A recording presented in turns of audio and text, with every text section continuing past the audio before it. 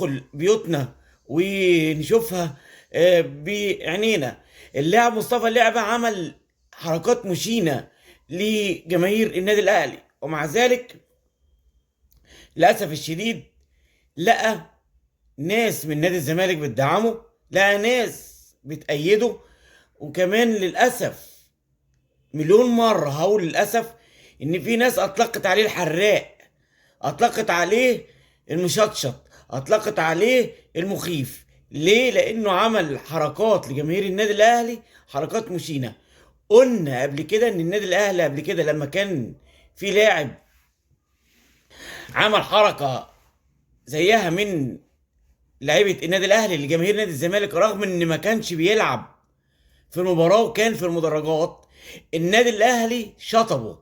النادي الاهلي شطبه تماما، واتدخل ناس كتير جدا ان هو يرجع، لكن النادي الاهلي كان حاسم في قراره وشطب اللاعب احتراما لمشاعر جماهير نادي الزمالك، احترام للاسر المصريه، رغم ان كان مفيش في الوقت ده سوشيال ميديا زي اليومين دول.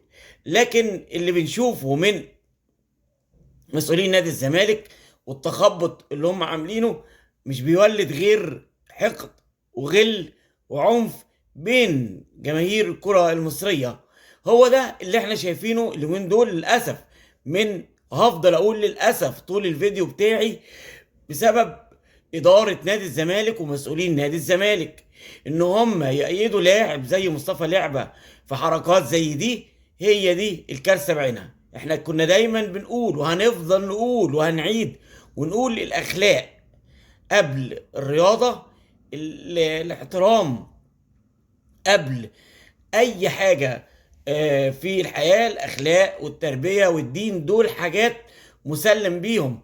زي ما أنت ما تحبش إن أنا أهينك أو إن أنا أصدر لك أي فعل أو حاجة ممكن تضايقك أو تدخل بيتك، أنت نفس الكلام لازم تكون على نفس الطريقة بتاعتي ونفس المنوال بتاعي ونفس، لأني لا قيمنا ولا ديننا ولا أي دين حتى في الدنيا يرضى بالحاجات اللي عملها لاعب نادي الزمالك. طيب،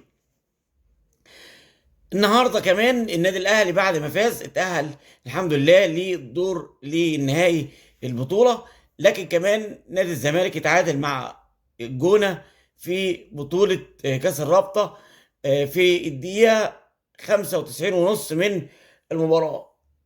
جون الزمالك التعادل عليه علامة استفهام، مش هقدر اتكلم فيه. حضراتكم تقدروا ترجعوا للفيديو بتاع الهدف وانتوا حضراتكم ليكوا التعليق. لكن هو ده اللي احنا وصلنا ليه، هو ده اللي احنا نادينا بيه على التحكيم المصري ودور التحكيم المصري ومساندة ومؤازرة واحتواء التحكيم المصري لبعض الفرق بعينها في الدوري المصري. ان بكره ان شاء الله مباراه النادي الاهلي، واستعدادات النهارده على قدم وساق للنادي الاهلي لمباراته بكره ان شاء الله. اخيرا هنشوف بكره حبيبنا وعشقنا الاول في الرياضه المصريه النادي الاهلي.